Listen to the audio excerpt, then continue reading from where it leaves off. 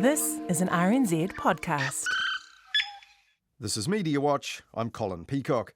This week we look at how New Zealand's longest-lasting magazine is back again online and bringing back what was for so long New Zealand's longest-lasting columnist, who was doing her thing before the internet was a thing. Almost.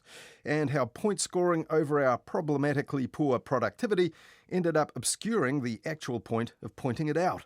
But first, we look at how the media marked a milestone this week in the run-up to the election in October by pointing out something of a millstone for the opposition's efforts to win it.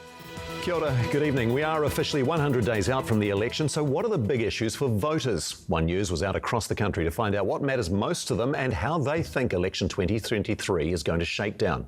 That was how TVNZ's One News at 6 kicked off last Thursday night, after which Benedict Collins went to places around the North Island to ask people, who our political reporters routinely refer to as voters, to ask what would determine their vote. And, like many of his peers, Benedict seemed convinced that one of those things would be the personalities of the two major party leaders. The Waikato public weighing in on the Chris's, both Luxon. Yeah, not persuaded about Luxon yet, but the other one's proving himself as he goes. And Hipkins. He's had a few issues inside his department. I think he needs to iron a few of those issues out. He's in a bit of... What do you think of Christopher Luxon? Average. The man himself, though, full of beans. We are now 100 days away from the election, and I got to tell you, we are fired up and ready to go. But Benedict Collins and TVNZ are not alone in having this intense focus on Chris Hipkins and Christopher Luxon. For weeks, the New Zealand Herald, for example, has been giving out a Chris of the Week award to the one that they think has outshone the other, though they seem to have dropped the accompanying cartoon lately of the pair wearing superhero outfits. And the major political polls always ask people, who's your preferred Prime Minister? Even though we don't actually vote for a Prime Minister, and these days more than a third of people don't or can't actually answer that question. And seeing as the performance and profile of our party leaders seems to be such a major for our media, as Hayden Donnell now reports, they're certainly still making a big deal of the way the National Party leader is cutting through or not. We are encouraging him to try and do some more photo opportunities. We had that boxing scenario a few weeks ago, and people need to get to know him. That's TVNZ political editor Jessica Much Mackay delivering some frank political advice for National Party leader Christopher Luxon during a panel discussion on RNZ's Morning Report late last year. The idea that voters haven't got to know Luxon has become a kind of received wisdom in the press gallery and political circles. This is Newsroom political editor Joe Moyer citing some on-the-street evidence for the theory on the site's weekly podcast Raw Politics back in April. Certainly I do my best to talk to people in the regions, have done a bit of that lately, and these are people who are a little bit tuned into politics but not madly like we are, and they still say they don't know who Chris Luxon is and what he stands for. That sentiment hit the headlines again this week after Luxon was confronted on his lack of cut-through with the public by cafe owner Michelle Cam during a carefully choreographed walkabout in Tawa. Here she is recounting the conversation to News Talk ZB's Nick Mills later that day. I just feel like I never see him out. Like it always seems to be Labour that you see on TV and you see doing stuff in the media. But I feel like you need to get to know him more. Like we need to know what he's about. Like he was a good guy, and he said he is travelling all around up north and stuff, talking to businesses and people. So yeah, I just feel like he's quite quiet. Luxon's own MPs say the same thing. On Mill's show, National's deputy leader Nicola Willis told him people just need to see the 24/7 Luxon she does. People don't really know him. Nicola, how embarrassing is this now? We must know him by now. Michelle was really passionate. She shared with us how hard it's become for her to manage her business. And I think all she wants is for more people to support National. And having met Chris, she was just really clear, more people need to get to know you.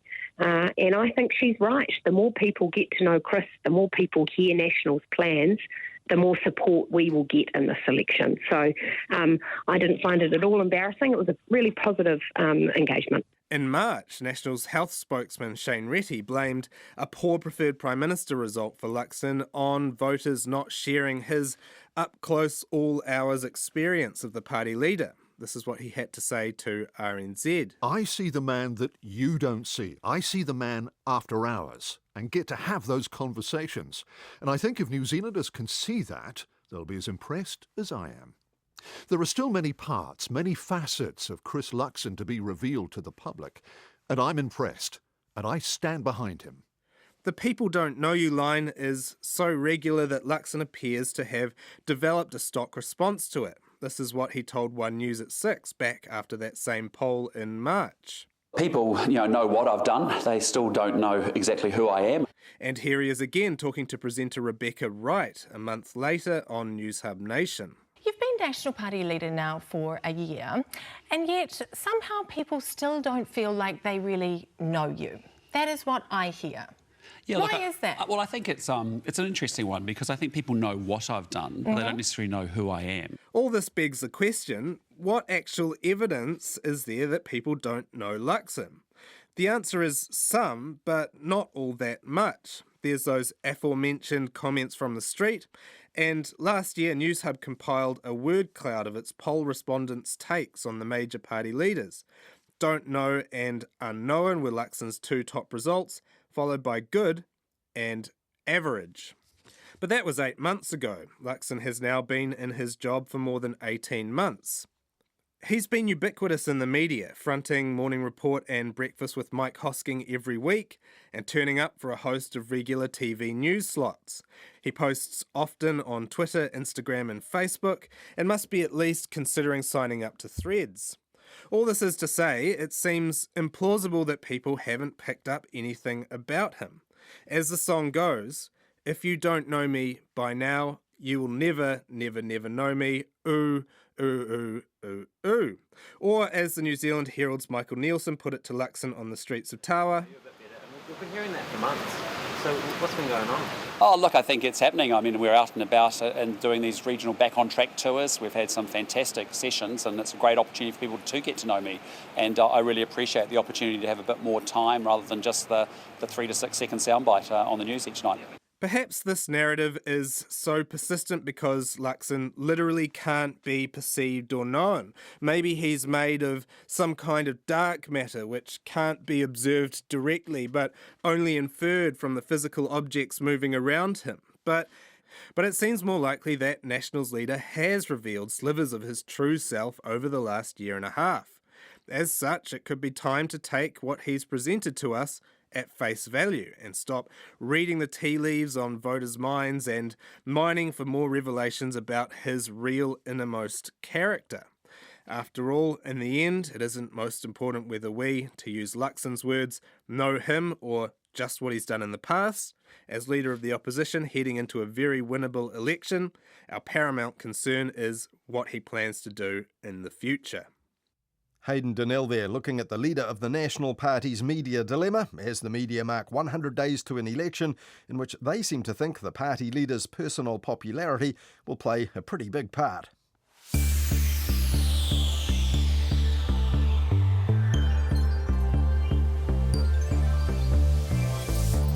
These days, the high cost of living is the backdrop to a lot of our news and politics, so last week's rise in the price of petrol was a tough one for motorists who really rely on their cars.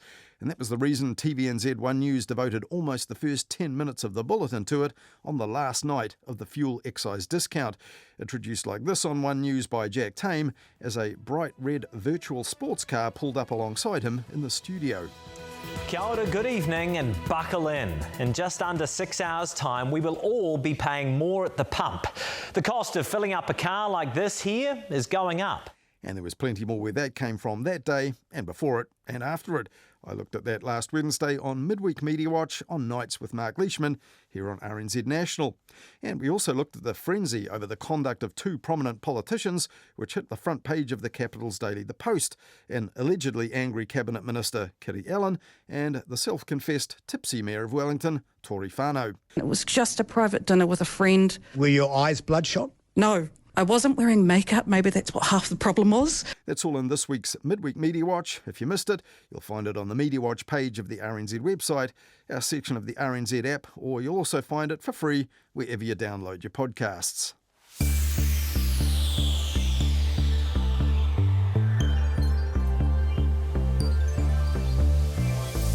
The New Zealand Listener magazine is, by any measure, a stayer. It was first published as the Journal of the National Broadcasting Service back in 1939 as a weekly guide to what's on the radio.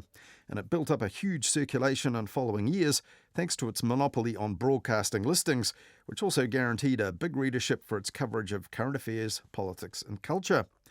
In the 1990s, it was sold to the New Zealand Herald's publisher back then, Wilson and Horton, and after that, it fell into Australian hands, along with most other New Zealand magazines.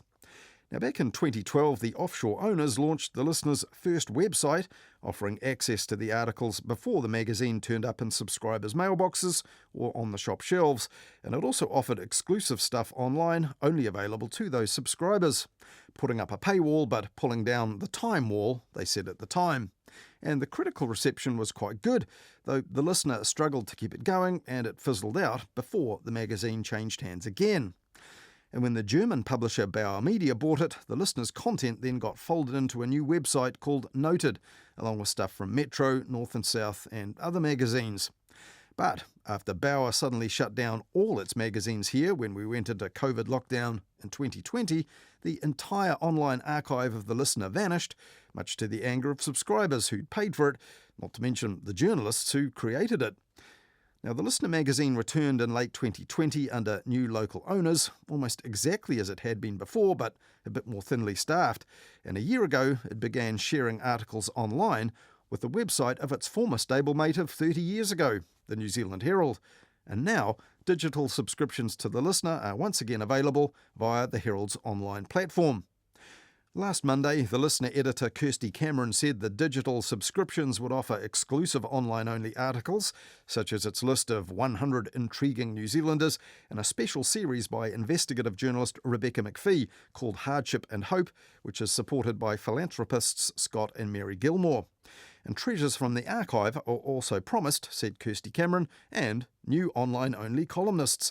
And as Hayden Donnell now reports, one of them has, like the Listener itself, a pretty long track record. When Sideswipe ended in May, the question on some people's minds was how it had survived so long. The New Zealand Herald column collating quips and oddities from around the internet and sometimes from its readers ran for 21 years.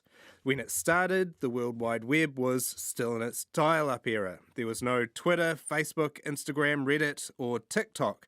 Even MySpace didn't exist.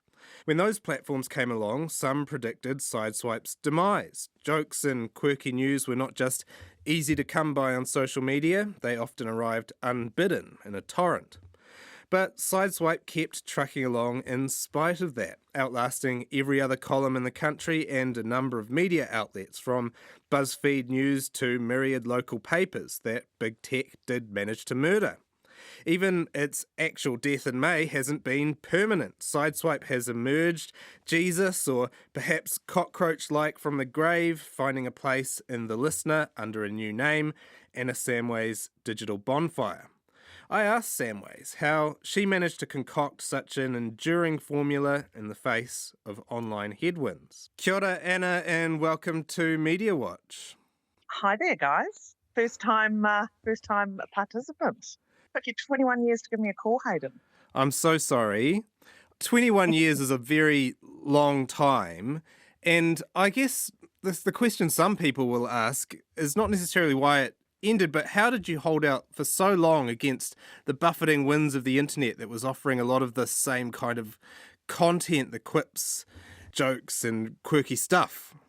I think the thing is that it started before all that happened, so I think I had a captive audience who couldn't be asked, finding their own content, so they wanted it curated for them because they're busy people and, you have to scroll through so much to get the gold, you know what I mean? So I think that's partially why it worked. Yeah, I guess you're similar to a news editor in that sense. You're just curating the most exciting of all the events that are happening in the country. You're curating the best of all the quips that you see out there. Yeah, and it's also just getting the right tone, not being too celebrity focused helped the column, and trying to get as much local, being down to earth, and not being horrible, because the internet is a nasty, nasty world out there. And I think that really made a difference for Sideswipe.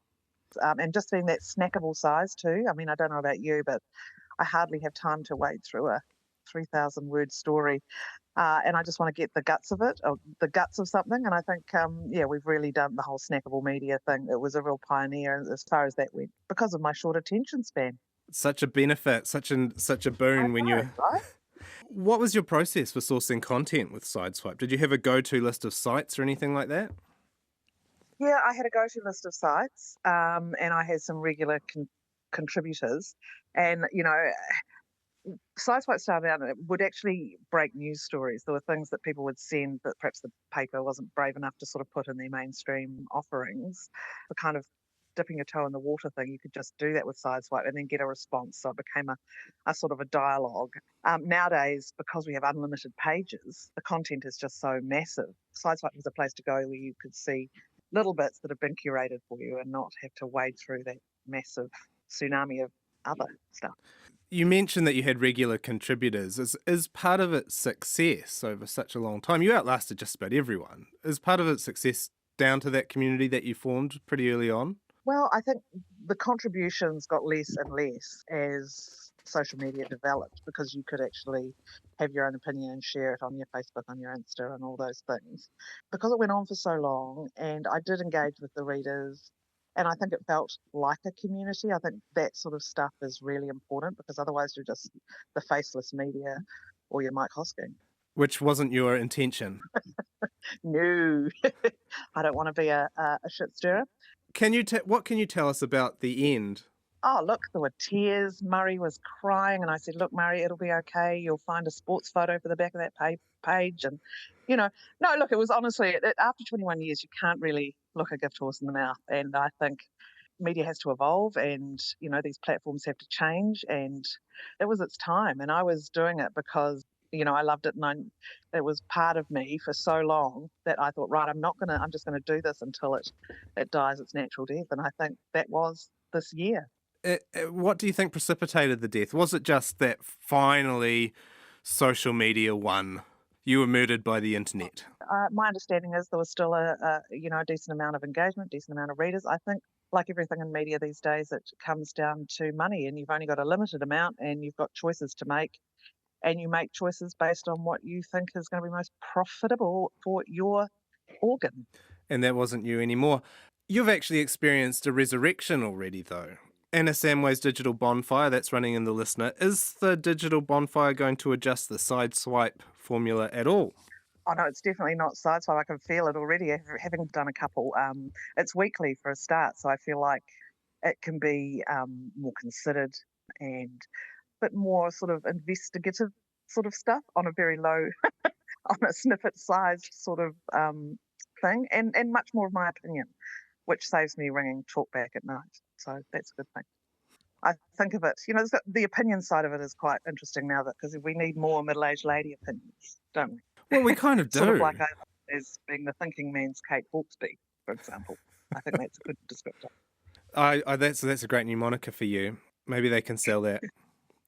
How much does the listeners, slightly more, just being euphemistic here, experienced audience, I guess, factor into its decision to host you there? So maybe these listener subscribers are not as online as other media audiences. Oh, look, I wouldn't have any idea about the thinking behind it. I guess they just saw someone who had a following, was lounging around and not doing much. So they thought they'd try and reinvent it.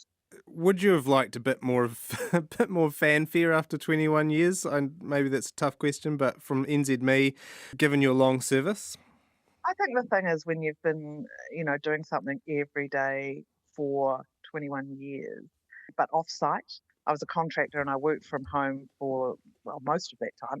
I think the reason it lasted so long was it started and I came into the building, and it was lots of journalists contributed to things that they couldn't put in their stories, little bits of gossip and this and that, and that's how it developed, and that sort of made it stick in a way. But no, I don't expect any great fanfare of leaving because I know the media and that's just chew you up and spit you out in most media industries these days. But you can't be too sentimental about that. And I did feel like I was really appreciated by about 150 emails from readers when I put in the last column. And that was just so wonderful because I got lots of little anecdotes. I got anecdotes about it was the way their children first engaged with the paper and, things like that were really nice. Yeah, I didn't need anything from, you don't need anything from the media organisations. I think it's just, part and parcel of being in this pressure cooker that media is, and especially in a small, ever fragmenting situation in New Zealand. None of us should get too full of ourselves.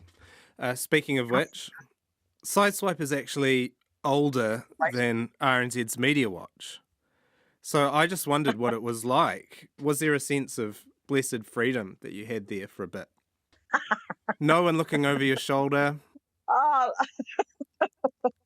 I don't know. I think it just snuck under the radar and wasn't real media until which point that I think I got a tip off from one of my readers that Close Up, which was fronted by Mark Sainsbury in those days, had done a story that was, exactly the same as an AB story. So it was screams of plagiarism. And so I did a video showing the one from the ABC and the one from Close Up. And, it was almost like Sideswipe was Mediawatch in those days. And I remember we got an apology from on air from Close Up. I think they were pretty mortified that they'd been caught out, but that was just an eagle-eyed reader, and I just ran with it. But, yeah, you were the Media Watch, and actually you were kind of a bit of a consumer watchdog as well, right? Because people would spot weird things that they'd seen in the shops or complain about things that had happened to them, and you would actually take that to the back page of the paper and get a discussion going. Well, I hate people getting dicked over in that sense. So I have and it makes good content because people engage with being ripped off. They don't like being ripped off themselves. They don't like being, ripped off at all. And they engage with content that is calling that out. And so I'm going to keep that going with the digital bonfire. I've got a regular feature called Quirky. A Quickie consumer report. So I'm looking for things that are really just, come on, call this out. This is just trying to rip you off. Yeah, you mentioned that you're doing more opinion in the digital bonfire. The first one that came out, you were talking about the hot topic of the week, which is crime. And you went back over politicians talking about crime over the years. Can you talk about that? This has just become such a cliche for the media, the hard on crime, soft on crime. And I was reading up on it, and then I saw what Chester Burrows had said in the spin-off, and I just thought, yeah, it's a nice reminder. It's not resolvable by slogans, this issue. For the punters to be aware leading up to the election that, there are things that are just trotted out every year, and you need to be a bit more savvy about what they actually mean. That's one of the benefits of your long tenure, right? You've seen things over the course of 21 years. You can see history repeating itself, and you've been looking at those headlines for so long. Yeah, I think by virtue of being old, thanks Hayden very much. And all those things, they're just in there. So when these things start to happen again, in a different context, when mayors are caught out drinking wine, heaven forbid, then you have some more context than perhaps someone who's a bit younger.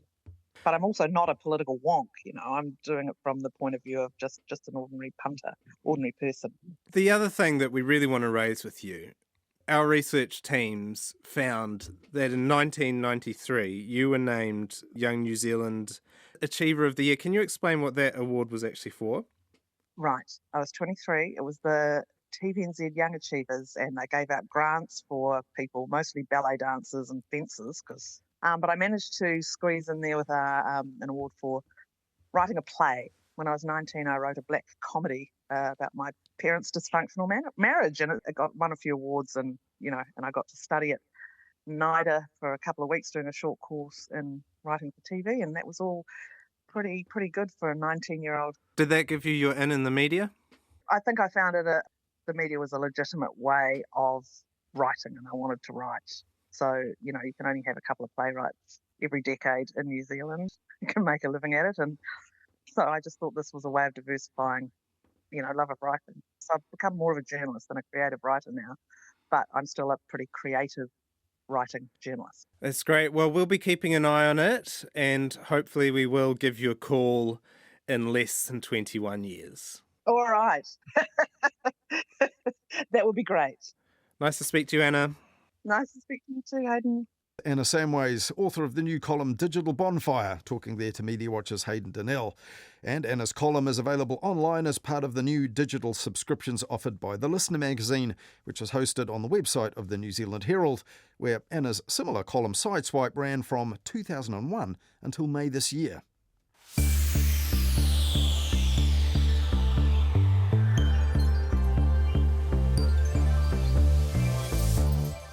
And finally on Mediawatch this weekend, there has been plenty of bad, or at least worrying news lately about our economy. So it seemed like good news last Monday when the latest New Zealand Institute of Economic Research quarterly business confidence figures came out, showing business confidence had grown a little. But on closer inspection, that was only really a marginal decline in business people here who expect business conditions to get worse. 6 out of 10 of them still reckoned they would. Not so great.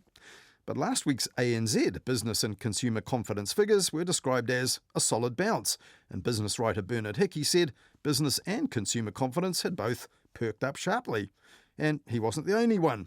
Interest.co.nz said the BNZ's head of research, Stephen Topless, reckoned there's next to no chance of another cash rate hike, and inflation could be down to 4.5% by the end of the year.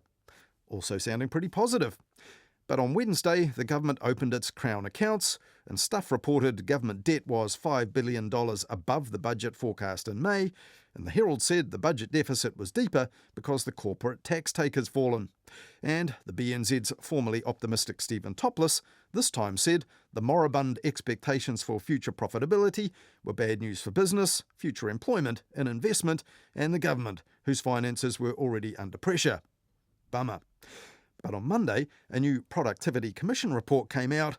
So, any good news there? Well, New Zealand's productivity is one of the worst among developed economies and needs serious long-term commitment and investment to turn it around.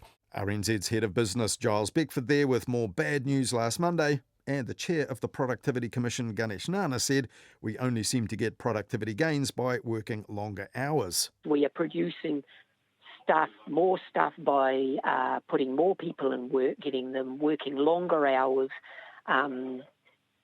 making bad decisions about how we are using up our environmental resources, and all of that is not sustainable for the long term. So not great news there either, obviously, but last week, New Zealand is leading the way for a brighter future, said a global recruitment company called Remote, whose rankings, the Herald said, proves we really do live in the best place in the world. Though the Herald didn't explain what woolly fleeces had to do with it, or world peace for that matter. But was it really likely that the rankings run off by a recruitment company seeking publicity would be more reliable than 50 years' worth of OECD data feeding into that international productivity report? When Newstalk ZB Drive host Heather Duplessis-Allen asked if we really do have the world's best work-life balance, her guest Tim Wilson, spokesperson for the Maxim Institute think tank, said this. We beat Spain and France. Spain number 2, France is number 3. Do we have a good work-life balance, or are we as dysfunctional as they are? Because France, their economy is a basket case. I don't know what Spain's like. But just seconds later, he had no qualms in saying that Spain was an economic basket case as well. Maybe we don't need to worry about the outside world, Heather. We're too busy comparing ourselves to basket cases like Spain and France. We're just so chill. We're fine. Nick, what do you reckon? But the very same day, the Financial Times reported that Spain's inflation rate in June was down to just 1.9%, making it the first major Eurozone economy to beat the European Central Bank's 2% target in almost 2 years. Now, core inflation, which includes volatile energy and food prices, was higher in Spain, 5.9% in June, but still down from May and well below Germany's inflation. And it was all further evidence of a Spanish bounce back from a disastrous pandemic-era performance in 2021. And confusingly, Tim Wilson himself pointed out on the Maxim Institute website in 2021 that the household debt of 95% of GDP here was way worse than in what he called the ex-economic basket case of Spain. Now, France, also dismissed as a basket case by Tim Wilson on News Talk ZB last week, clearly has problems right now with those riots following on from major ructions over pension reform. But this week, the International Monetary Fund forecasts said the French economy will grow in 2023, while Germany and the UK are expected to shrink. Consumer price inflation in France was well under 6% last year, compared with 9.2% for the other European Union nations on average. And CNN recently reported foreign investors had poured nearly twice as much money into France last year as they did in 2021, and 3 times as much as they did the year before the pandemic in 2019. Now, Tim Wilson's basket case comment was probably just a throwaway line to make a point about this country rather than Spain or France, but he might want to check the news quickly before he sounds off about the performance of other nations in the national media here. Well, that's all we have for you in Mediawatch this weekend, but we'll be back with more on the media after the 10 p.m. news next Wednesday with midweek Mediawatch during nights, and then back again with more Mediawatch at the same time next weekend here on RNZ National.